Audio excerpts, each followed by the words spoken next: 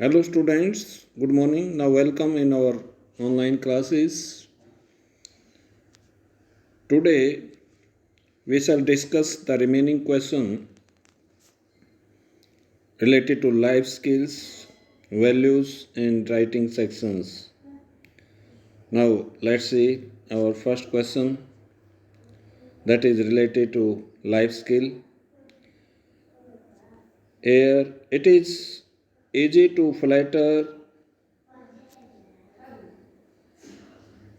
but it is hard to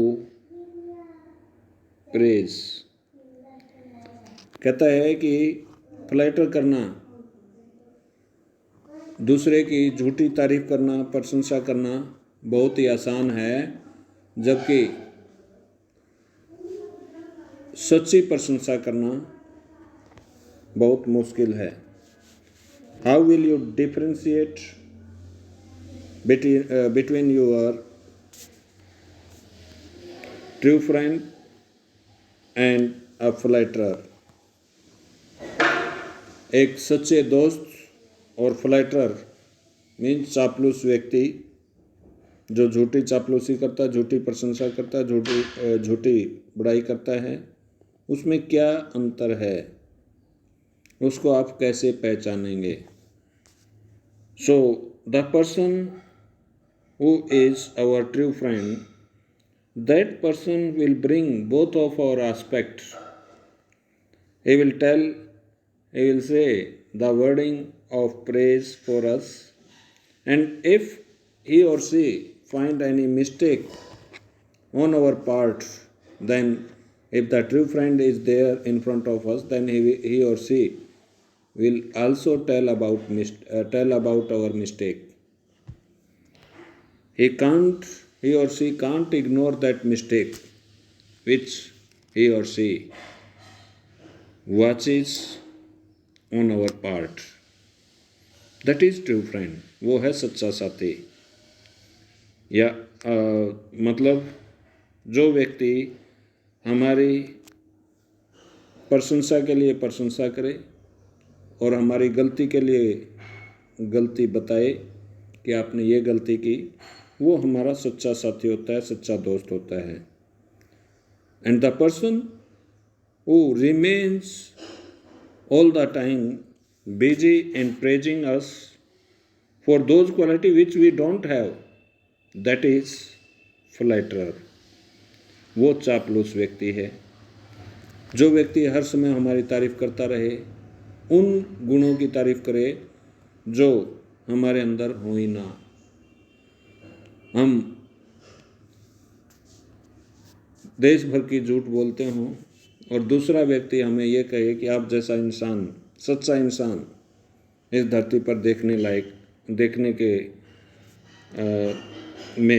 में आया ही नहीं, तो वो ये समझ लेना कि वो फ्लैटर है. हम मान लीजिए बार बार गलती करे जा रहे हैं और वो उन गलतियों को अनदेखा करके हमारी झूठी तारीफ में जुटा रहता है, उसको आप समझें कि वो फ्लैटरर है, वो आपका सच्चा साथी नहीं है. And such type of person who does the flattering all the time, those people should be avoided, should be neglected by us. ऐसे व्यक्तियों को हमें पास नहीं रखना चाहिए, जो व्यक्ति हमारी प्रशंसा हर समय करता रहे. अब आंसर पर आ जाते हैं. If anyone praises us for the action, कोई व्यक्ति हमारी प्रशंसा करता, प्रेजेज मीन प्रशंसा करना, उस काम के लिए विच इज़ इमोरल. इमोरल का मतलब अनैतिक. जो अनैतिक है, यानी उसमें कोई नैतिकता की कोई बात ना हो, वो जो है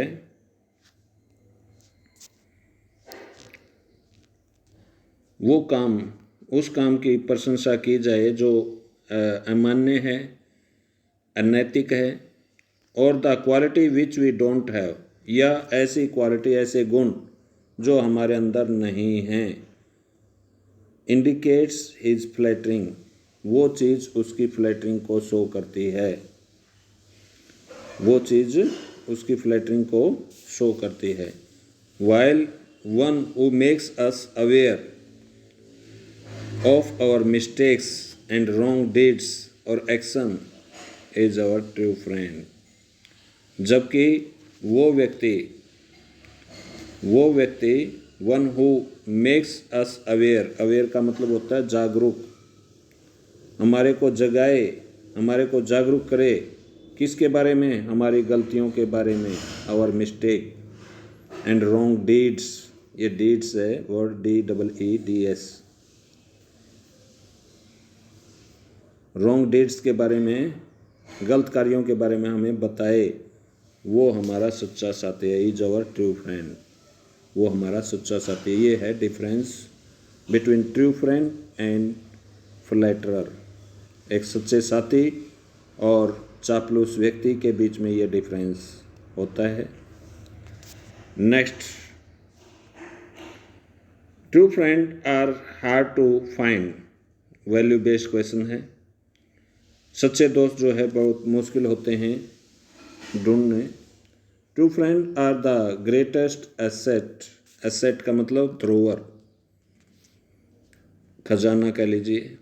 सच्चे साथी जो है सबसे बड़ा खजाना होते हैं। Narrate an incident when some friend helped you in your time of need and you realize that a friend in need is a friend indeed। इसका आंसर आपके लिए इसलिए छोड़ा गया है क्योंकि ये आपने बताना है कोई घटना बताइए जिसमें आपके दोस्त ने आपकी मदद की हो और उससे ये साबित हुआ हो कि एक सच्चा दोस्त वो होता है जो हमारी ज़रूरत के समय हमारी मदद करता है। तो इसका ओरल वे से मैं जवाब आपको दे देता हूँ। बाकी इसका जवाब आप अपने ढंग से किसी और घटना के ऊपर भी लिख सकते हैं। जो मैं बोलूँगा वही सही है, यानी आप अपने ढंग से भी इसका जवाब दे सकते हैं, क्योंकि आपके साथ कोई और घटना घटी हो तो उसके बेस पर यह क्वेश्चन का आंसर दूसरा भी हो सकता है, इसलिए इसको आपके लिए छोड़ा गया है। तो स्टार्ट करते हैं। आप कह सकते हैं कि before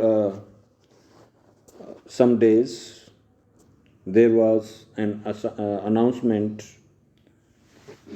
which was done from the school management side about half yearly exam. Half yearly exam के बारे में स्कूल मैनेजमेंट के द्वारा एक घोषणा की गई। We got the date sheet of half yearly exam, हमें हाफ ईयरली एग्ज़ाम की जो है डेट शीट मिली। And when the half yearly exam was very near, at that time I found that I didn't have my English notebook और science notebook और math notebook, किसी भी notebook को आप ले सकते हैं, इन कंप्लीटेड फॉर्म, यानी मेरे पास एक सब्जेक्ट की या दो की, जो भी आप कहना चाहें कि इतने सब्जेक्ट की मेरे पास जो है साइंस और मैं इंग्लिश की कॉपी कंप्लीट नहीं थी, या वो मिसप्लेस हो गई, you can say like that. तो इस तरह से आप बता सकते हैं। Then I told my problem to one of my friend, तो मैंने ये घटना मेरे एक दोस्त को बताई। That friend was my best friend, he came to me and gave his own notebook so that I could complete my notebook or could get the photocopy of those notebook। वो आया और मेरे को दोनों या एक नोटबुक जितने भी नहीं हैं आपके पास, वो आपको उसने दी और कहा कि या तो आप कंप्लीट कर लें या फिर इनकी फ़ोटोकॉपी करवा लें।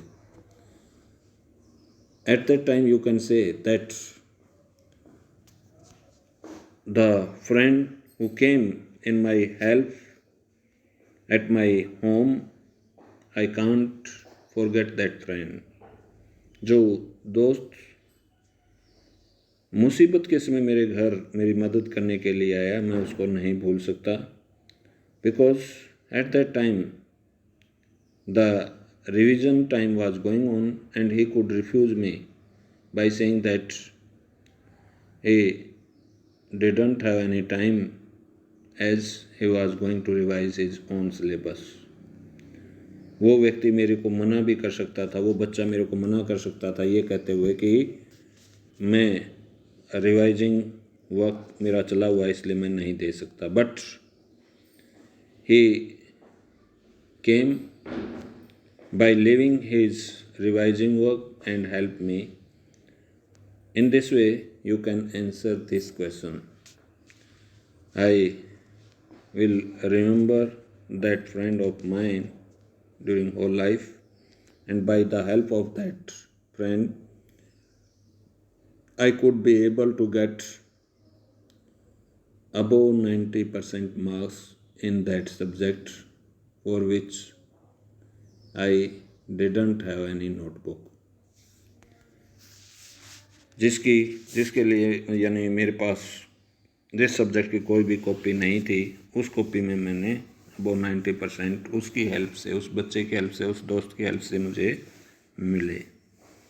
तो इस तरह से आप इसका जवाब दे सकते हैं अपने ढंग से। ये एक ढंग है बताने का। आपके साथ कोई और घटना घटी हो, किसी और दोस्त ने आपको इससे भी ज़्यादा आपकी मदद की हो, तो वो आप बता सकते हैं। नेक्स्ट क्वेश्चन राइटिंग स्किल से रिलेटेड है। The spider wants to invite the fly to his home. Spider जो है वो फ्लाई को अपने घर पर बुलाना चाहती है। ही ड्रॉप्स एन इनविटेशन कार्ड।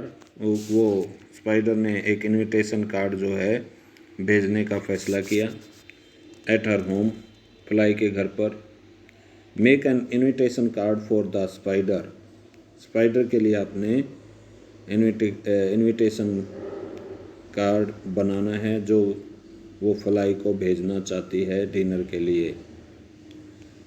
तो यहाँ पर आप देख रहे हैं ये इनविटेशन कार्ड है। इसमें डेट जो है आप यानी आज की भर लेंगे। आज जो है डेट क्या होगी वो जब यहाँ डेट के ऊपर पहुँचेंगे तब हम फिलअप कर देंगे। Dear fly, I cordially invite you for dinner to my new pantry. मैं दिल की गहराइयों से आपको आमंत्रित करता हूँ या करती हूँ डिनर के लिए मेरी नई पेंट्री के अंदर। पेंट्री मीन्स स्टोर रूम, जहाँ भोजन रखने की जगह होती है। एट 7 PM, शाम को 7 बजे। We will enjoy many delicious dishes together. हम आनंद लेंगे बहुत ही स्वादिष्ट खाने का, स्वादिष्ट पकवानों का। डिशेज मीन पकवान। Please do come on. अब यहाँ पर आप डेट लिखेंगे ऑन 9 अक्टूबर। ये आपकी डेट होगी 9 अक्टूबर 2020। यानी आप जो है इस दिन मेरे घर पर आएँ। अच्छा, ये ज़रूरी नहीं कि आप 9 अक्टूबर ही लिखें। ये 9 अक्टूबर को तो आप लिख रहे हैं, इसके डिनर को जो है आप 2 दिन बाद का टाइम भी दे सकते हैं। तो यहाँ 11 अक्टूबर भी हो सकता है। 11 अक्टूबर यानी जब भी आप उसको बुलाना चाहें तब का आप डेट लिख सकते हैं। 2 दिन बाद, 1 दिन बाद या सेम डे, वो आपने देखना है। I will wait for you. मैं आपको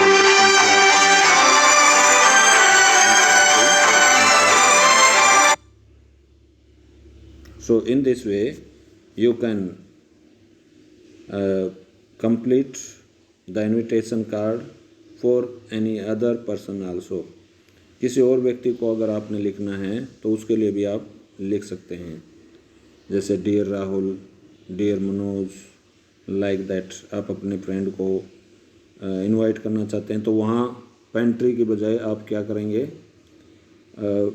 आई cordially invite you for dinner to my new house, new home, कुछ भी कर लें, न्यू ऑफिस, ऑफिस अगर आपने खोला है तो, न्यू शॉप, वो आपने अपने ढंग से सोचना होगा कि आप किस लिए इनवाइट करें अपने फ्रेंड को।